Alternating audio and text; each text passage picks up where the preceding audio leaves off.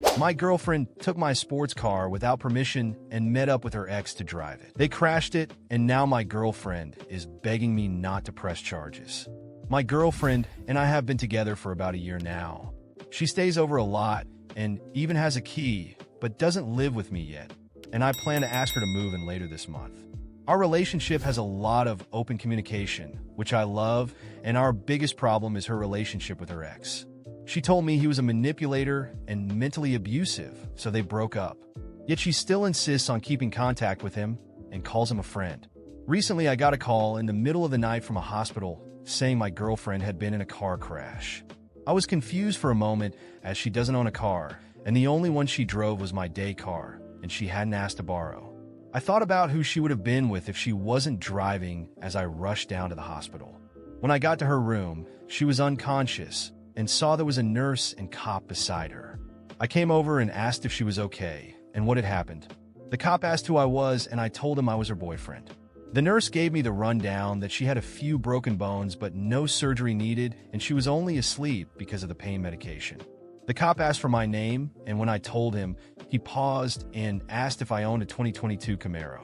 When I told him yes, he said that some officers had already been dispatched to find me as it was my car that had been in the accident. He asked if I let my girlfriend or friend borrow my car, and I told him no. I don't let anyone drive that car. It's my prized possession and something my late father and I had worked on together. It's a relic, and I have barely put any miles on it since my father died. I told the cop my car should be locked up in my garage, and no one has access to it except for me. The cop asked if I was sure, so I pulled up the camera I have in my garage and saw it wasn't there. That's when I started panicking. I told him it was gone, and that's when he said, "So then Ms. Dalton or Mr. Garrison stole it from you." Then I told him I didn't know why my girlfriend would take it, and I sure as hell didn't know anyone with the last name Garrison. Who? I asked if he had a picture, and when he showed me a photo of the guy's license, my stomach dropped. He was my girlfriend's ex-boyfriend. I told him as much, and he just gave me a pity look. He informed me that there was a car meetup, and my car had been used in a drag race by my girlfriend and her ex. Only her ex lost control of the car and wrapped it around a power line. I was furious and asked if my car was okay. He told me it was totaled. I just crouched down and struggled to breathe. My girlfriend knew how important that car was to me, and she F.I.N.G. stole it and let her ex drive it in a damn drag race. I was beyond pissed. The cop told me to calm down before I did something I would regret. I asked if the ex was here in the hospital, and he told me he wasn't going to let me leave the room until I had calmed down. After about 5 minutes of taking deep breaths, he asked if I wanted to press charges. I looked right at my girlfriend's sleeping body and, without hesitation, told him yes. I pulled up the security footage on my phone and went back a few hours where we watched as my girlfriend let herself into my house with her spare key, used my keys to unlock the garage from the inside, and opened the garage door. She grabbed the keys to my Camaro and drove off. I almost threw my phone against the wall. The cop gave me his email address and asked me to send the footage to him, and he would get an arrest warrant for my girlfriend. But my girlfriend would have to rat out her ex in order for him to get charged. I told him I had a camera inside the car, and if it was recovered from the crash, it might have footage of them. He said he would look into it, then just stared at me. He asked if I was going to stay here for a bit longer, and when I said yes, he asked if I was going to do anything stupid, and I told him no. I just wanted to make sure my girlfriend was all right and woke up okay. Then I planned to leave. He told me he'd be putting someone at the door to the ex's room, so I'd better not go looking. I just went and sat down near my girlfriend's bed. I think I sat with my head in between my legs for like an hour before she woke up. Even her damn breathing bothered me at that moment. She was all smiles and seemed so happy to see me until I dropped the hammer and asked why the hell she thought it would be okay to take my car for a joyride. She started stuttering and said she didn't mean any harm, and it was supposed to be a surprise where she had a friend get it all cleaned up for me. Only some idiot driver cut in front of her, and she crashed the car. She apologized and said that luckily she was okay, and that's all that should matter. I asked if she was in the car alone, and she straight up lied to my face, saying, "Yeah, of course." I just nodded my head and told her I was going to go get her nurse on my way out. I told her she didn't need to worry that her ex was okay too and was in a room nearby recovering. Her face fell, and I just left. Ever since then, she sent me multiple texts a day apologizing, saying it wasn't what it looked like. I got a lawyer and told him I wanted to sue both of them for the cost of my car. Theft, breaking and entering, the whole works. When he had the papers delivered, that's when the phone call started. She left voicemails of her crying and saying she didn't want to go to jail, then rude messages where she said she never loved me in the first place, and that's why she was glad she got back with her ex. Those messages stung a lot, as I knew by now she was obviously cheating on me with him. But hearing her admit it was tough. She eventually got all her family to start calling me and telling me I had no right to do this, and it was one simple mistake and I shouldn't ruin her life over it. I just ignored everyone. I told my lawyer I wanted to get every penny we could out of them, and I found out from the cop later that they had found my dashcam footage with proof they both knew it was a stolen car. So I knew we had a very good case. I can't wait until court is over and I can move on with my life.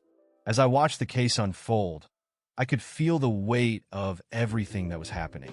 I was trying to understand how someone who had been by my side for so long could betray me so thoroughly. It felt like a scene from a movie, but the reality was harsher.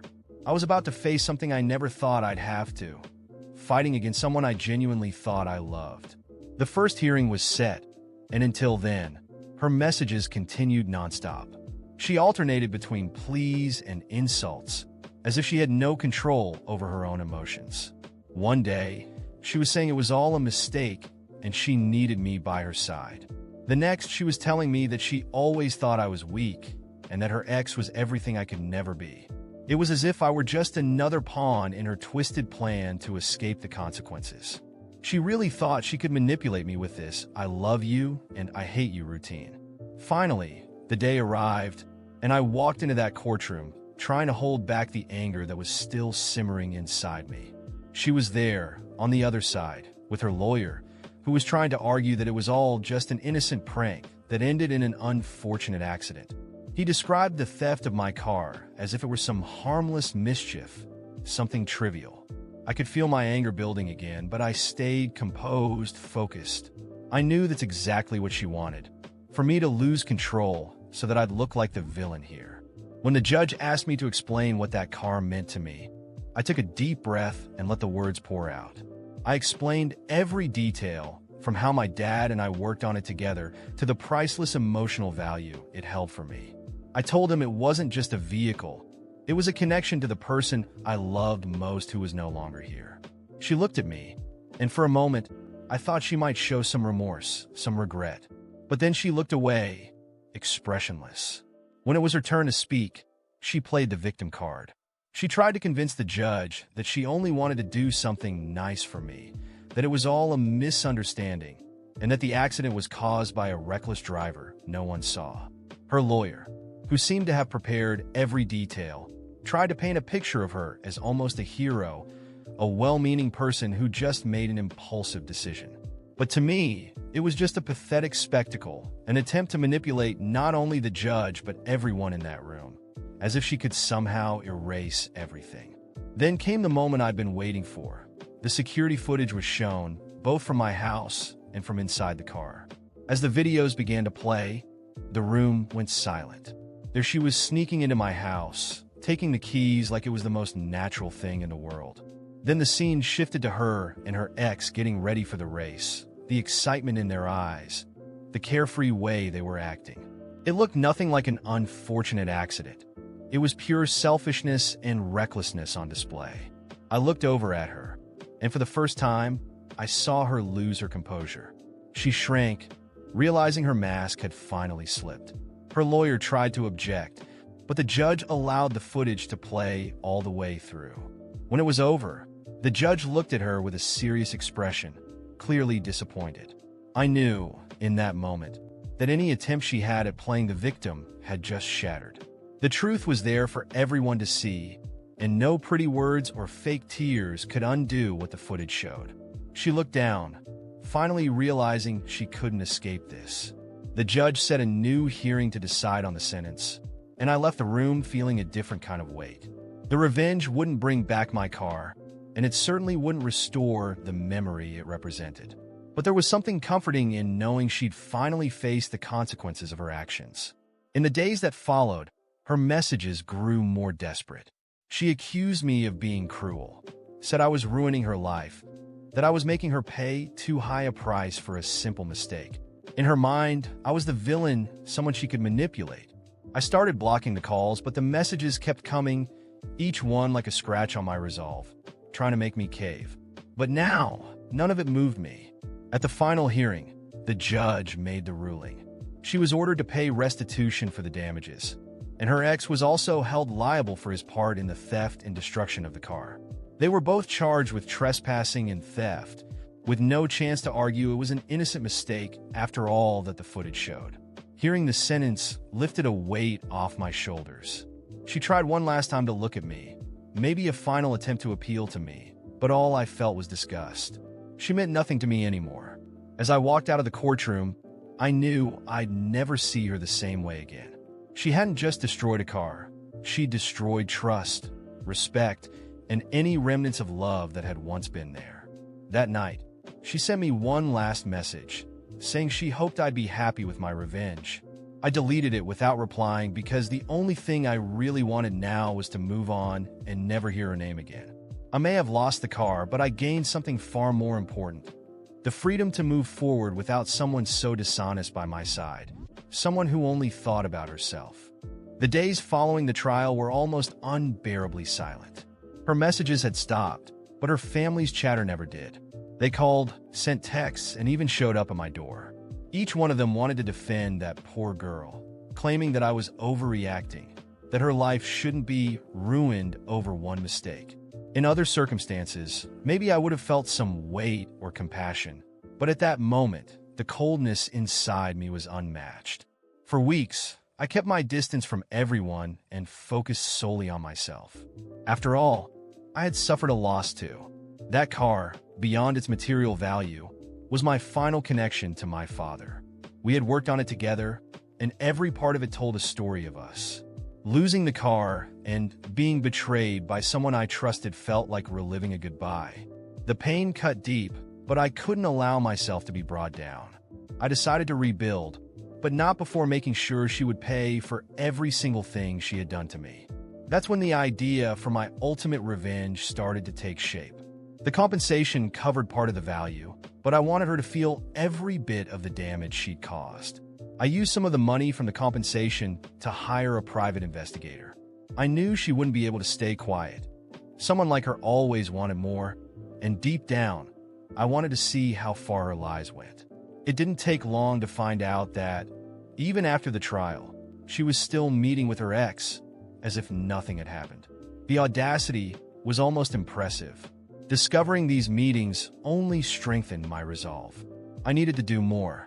One of the investigators' visits led to a suggestion that I make something public, something that wouldn't just affect her, but also her ex and anyone else who was around.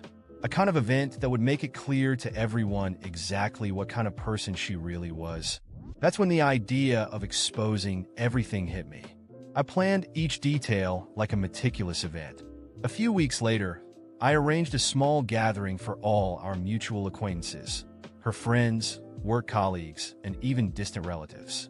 I told everyone that I wanted to make an announcement about my recovery and close the chapter with her.